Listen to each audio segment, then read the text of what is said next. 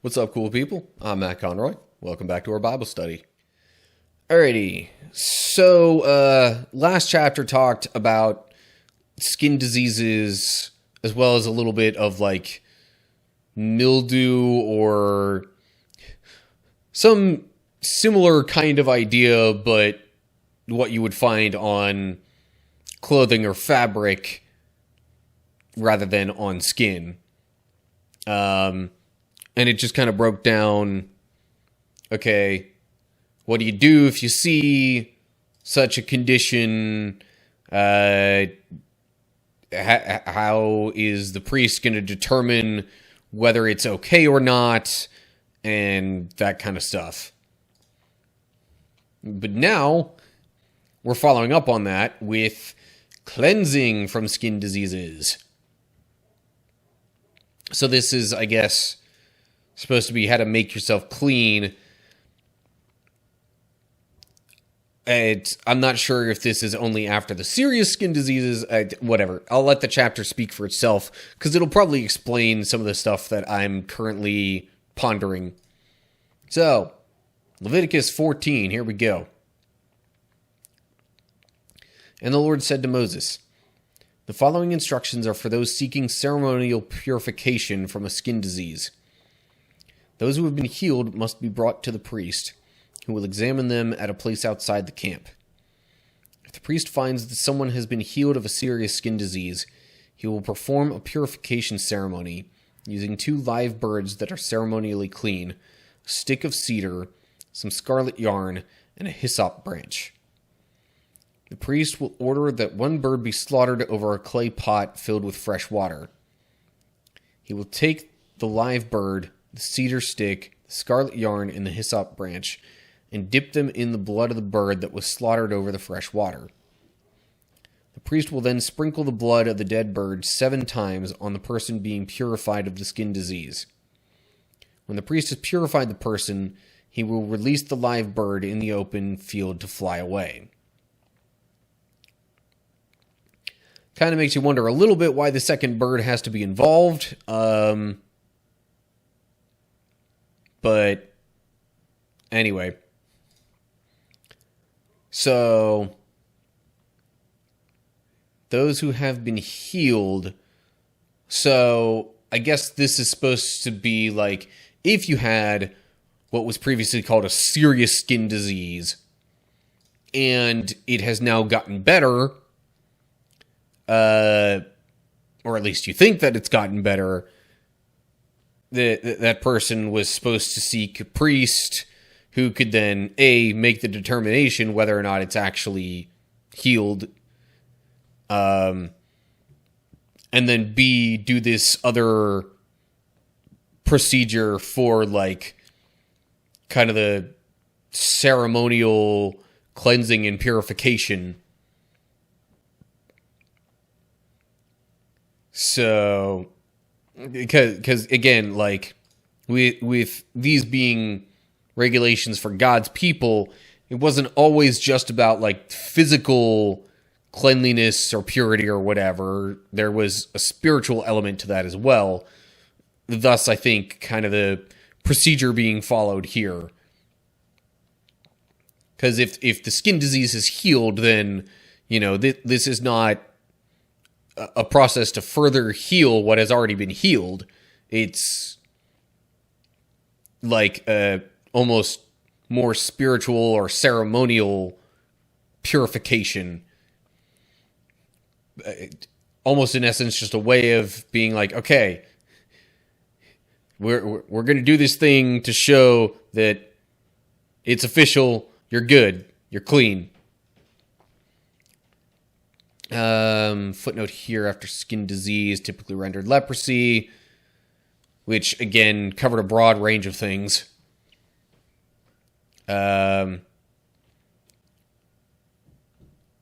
Cedar could be juniper instead. So, I think that's all that footnote's saying. Take the live bird, the cedar scarlet yarn, and dip the... So the live bird gets dipped in the blood of the dead bird? Ugh. But Okay, I mean, look, this is God we're talking about. I'm not here to question God and his procedures for things.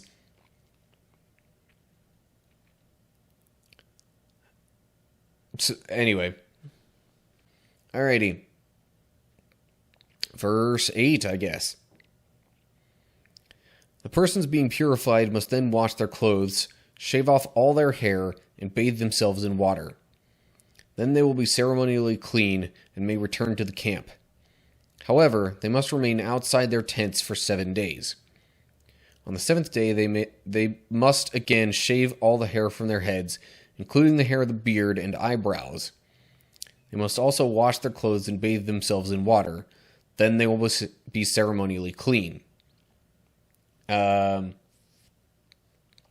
assume part of that is kind of to help double or triple check that, yes, the person is clean, their disease is gone, but also give sort of a, like, transition period of them being able to come back to the people, but maybe not spread so much whatever disease they might have had.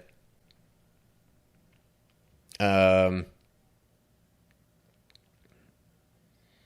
I think the whole shaving of the hair was partially to help make that obvious.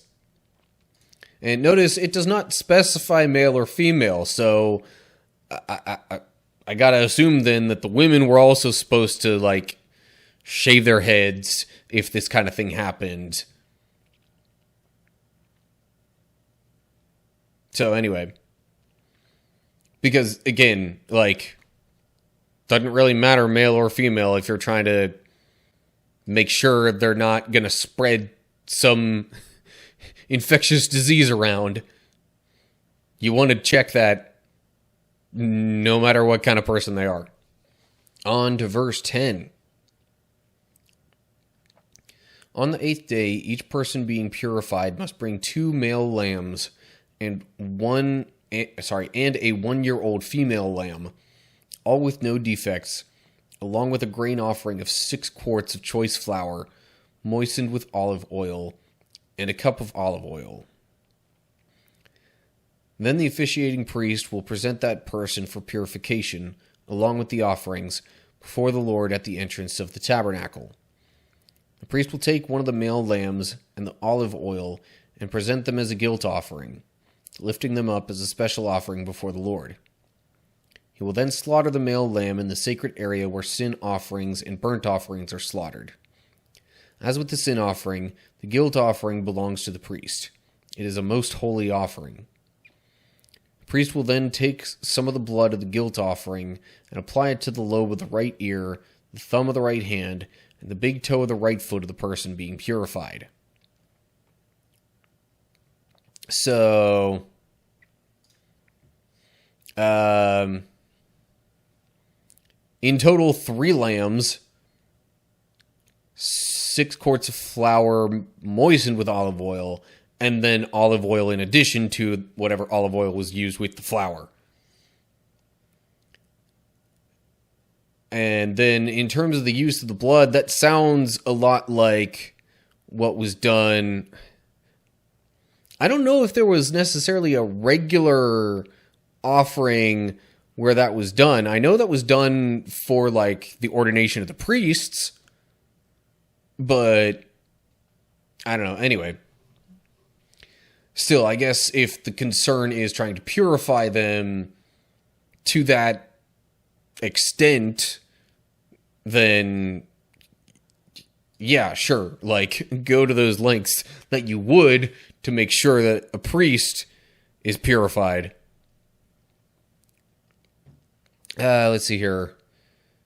Footnote at 6 quarts. Hebrew says 3/10 of an ephah, which is 6.6 liters. I mean, 6 quarts means a gallon and a half, so I guess that lines up-ish.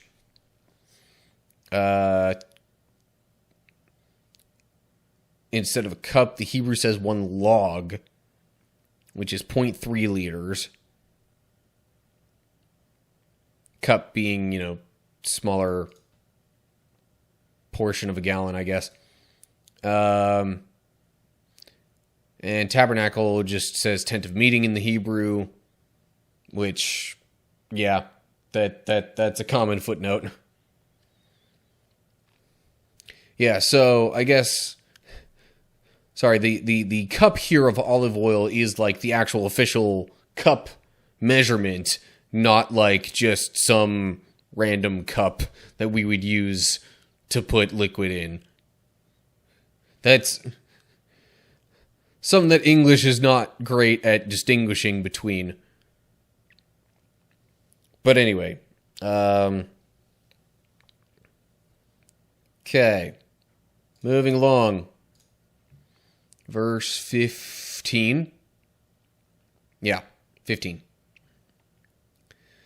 Then the priest will pour some of the olive oil into the palm of his own left hand. He will dip his right finger into the oil in his palm and sprinkle some of it with his finger 7 times before the Lord. The priest will then apply some of the oil in his palm over the blood from the guilt offering that is on the lobe of the right ear, the thumb of the right hand, and the big toe of the right foot of the person being purified. The priest will apply the oil remaining in his hand to the head of the person being purified. Through this process, the priest will purify the person before the Lord.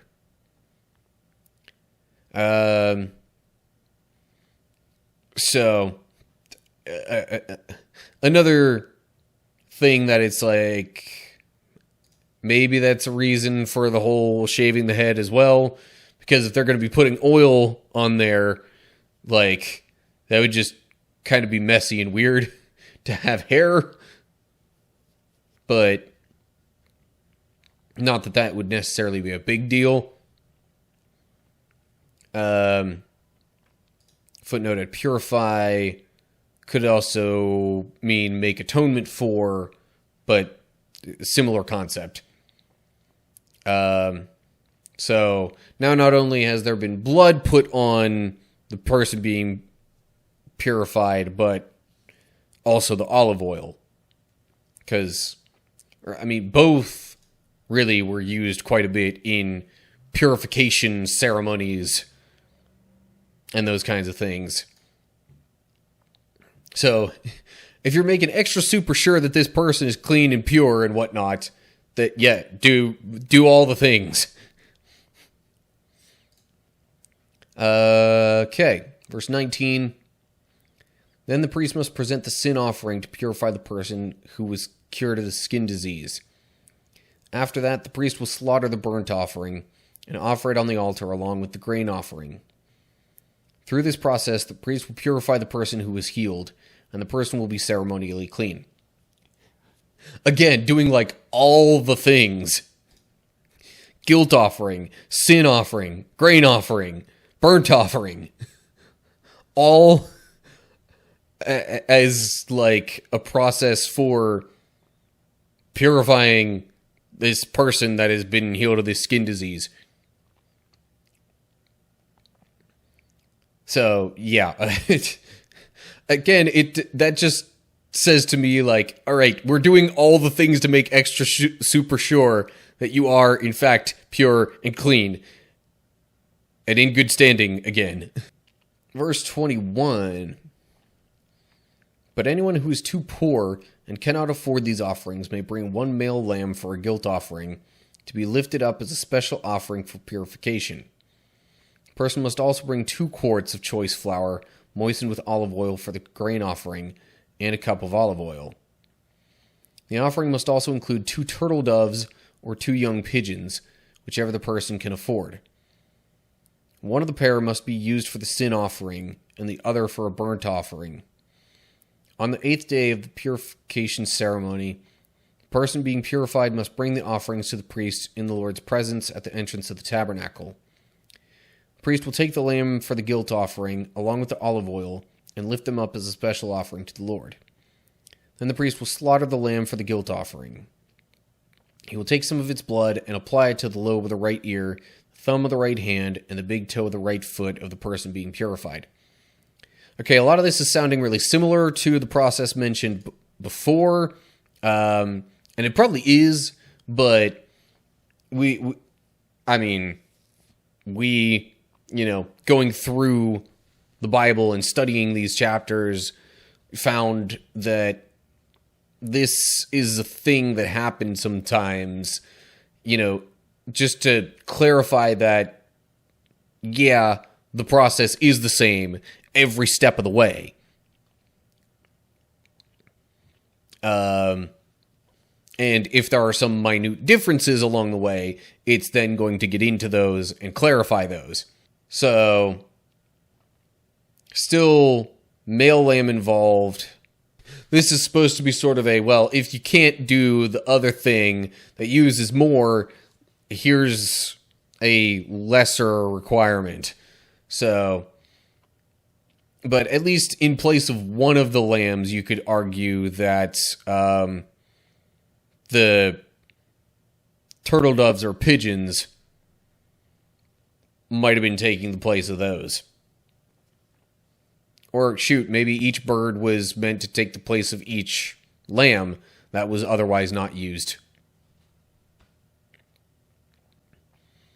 But anyway, otherwise, process seems to be the same, just slight difference in items used to try and make it more available to those who didn't necessarily have as much. Anyway, verse 26, the priest will also pour some of the olive oil into the palm of his own left hand. He will dip his right finger into the oil in the palm and sprinkle some of it 7 times before the Lord. The priest will then apply some of the oil in his palm over the blood from the guilt offering that is on the lobe of the right ear, the thumb of the right hand, and the big toe of the right foot of the person being purified. The priest will apply the oil remaining in his hand to the head of the person being purified. Through this process, the priest will purify the person before the Lord. And if it seemed like I was reading that real quickly, it was because it's this is all the same as before. So, I don't necessarily need to cover that further or even really enunciate that a whole lot. It's all the same. Verse 30, then the priest will offer the 2 turtle doves or the 2 young pigeons, whichever the person can afford. One of them is for a sin offering, and the other for a burnt offering, to be presented along with the grain offering. Through this process, the priest will purify the person before the Lord. These are the instructions for purification for those who have recovered from a serious skin disease, but who cannot afford to bring the offerings normally required for the ceremony of purification. So, process was pretty much exactly the same, just the materials used were lessened to allow for those less fortunate, I guess, for lack of a better way to put it. Quote, anyone who is too poor and cannot afford these offerings. There was a cheaper / more accessible option. Oh yeah, footnote of 2 quarts just said 1/10 an ephah. Verse 33. Then the Lord said to Moses and Aaron, when you arrive in Canaan, the land that I am giving you as your possession, I may contaminate some of the houses in your land with mildew. The owner of such a house must then go to the priest and say, it appears that my house has some kind of mildew. Before the priest goes in to inspect the house, he must have the house emptied so nothing inside will be pronounced ceremonially unclean. Then the priest will go in and examine the mildew on the walls. If he finds greenish or reddish streaks, and the contamination appears to go deeper than the wall's surface, the priest will step outside the door and put the house in quarantine for 7 days. On the 7th day, the priest must return for another inspection. If he finds that the mildew on the walls of the house has spread, the priest must order that the stones from those areas be removed. The contaminated material will then be taken outside the town to an area designated as ceremonially unclean. Next, the inside walls of the entire house must be scraped thoroughly and the scrapings dumped in the unclean place outside the town. Other stones will be brought in to replace the ones that were removed, and the walls will be replastered. Now, okay, this line I find curious. God saying, I may contaminate some of the houses in your land with mildew. Like, you kind of wonder why God would do such a thing. Although, some of this might have been, punishment essentially from God for certain sins or things like that, or at least that was probably some of the thought process, because that was also a reason for all the various purification ceremonies and the offerings that we just read about earlier in the chapter, because it was like, well, we want to make absolutely sure that if there was something the person did wrong, that this is like God's punishment for, that we make up for that. That we're all clear on that front. But what's the... Oh, right.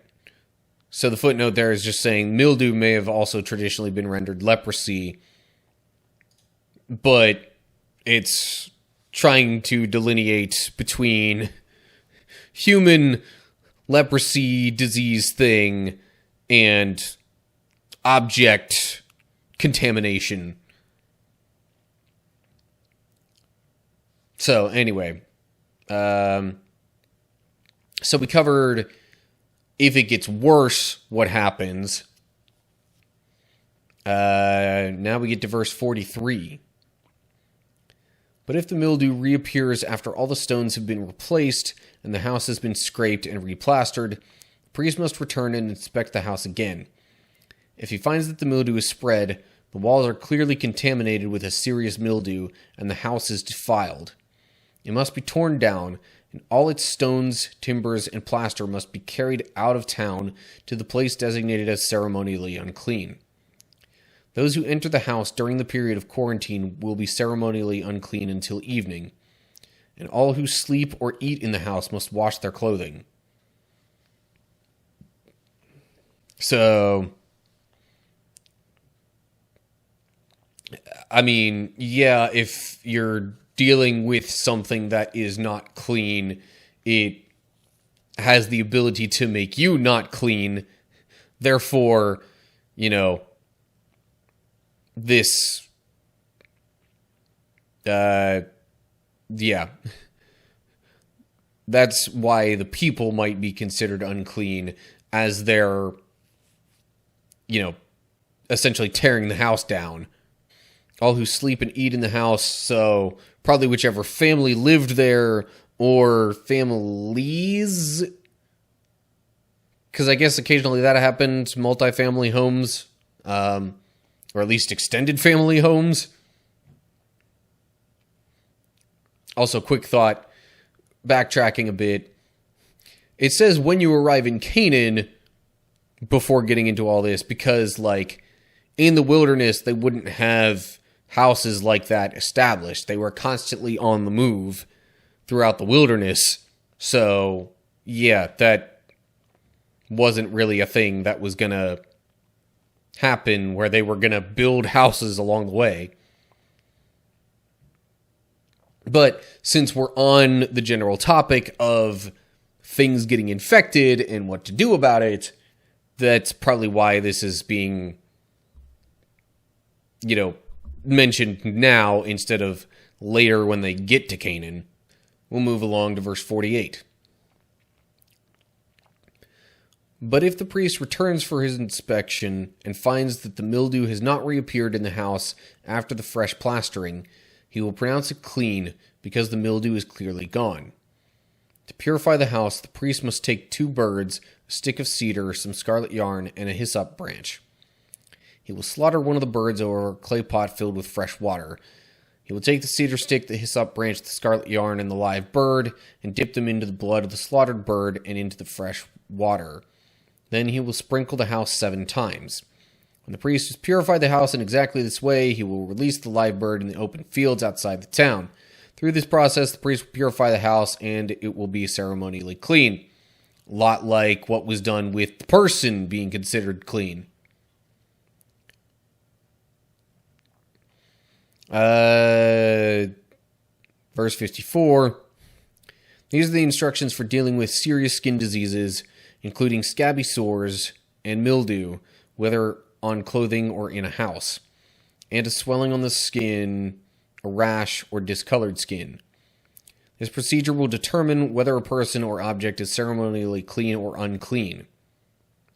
These are the instructions regarding skin diseases and mildew. So, that seems like it's kind of wrapping up this little subsection of things talking about, skin diseases, mildew, leprosy as it was traditionally deemed, but possibly infectious diseases or discolorations of various things. Footnote there, skin diseases traditionally rendered leprosy, same with mildew, but again, they're delineating there because it seems weird using the same term for both, stuff on the skin and just things that are on, objects. Okay, so continuing with the leprosy thing, although it seems like this is the last chapter on that particular issue, but stuff about being cleaned and purified after leprosy is healed, at least, on a person, and then stuff about, if a house gets contaminated with something that would have similarly been deemed leprosy, but, on a household structure, and what to do about that. But anyway, okay, so that's it for now. As always, make sure you like the video if you enjoyed it, share it with others if you want them to see. Make sure you subscribe to my channel to see more of my videos. Click the bell to get updates when I post new ones. Look down in the description as well to get info on other social media pages and all that kind of stuff. And leave comments below that with any thoughts you have. So I hope you're all doing well. Hopefully I'll see you for the next video. But until then, stay cool, people.